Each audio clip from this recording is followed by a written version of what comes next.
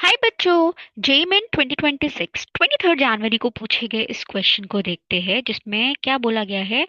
Given below are two statements and statement one says that tertiary butyl carbocation is more stable than methyl carbocation as 9 hyperconjugation interactions are possible in tertiary butyl carbocation। सो पहला statement बोल रहा है कि जो हमारा tertiary butyl carbocation है वो हमारे मीथाइल कार्बोकेटायन से ज्यादा स्टेबल है। पहला स्टेटमेंट ये बोल रहा है। Second statement says that CH3 plus, that is methyl carbocation, is less stable than tertiary butyl carbocation। मतलब सेकंड स्टेटमेंट भी यही बोल रहा है कि methyl is less stable as there are only 3 hyperconjugation interactions possible in CH3 plus।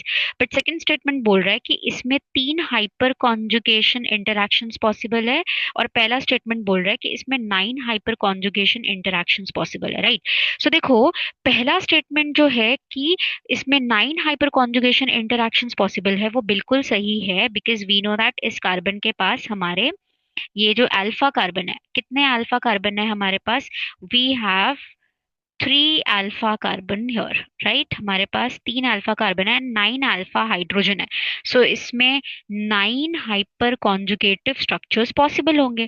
But जो second statement बोल रहा है कि मिथाइल कार्बोकेटायन में हमारे 3 हाइपर स्ट्रक्चर्स है, वो बिल्कुल गलत है।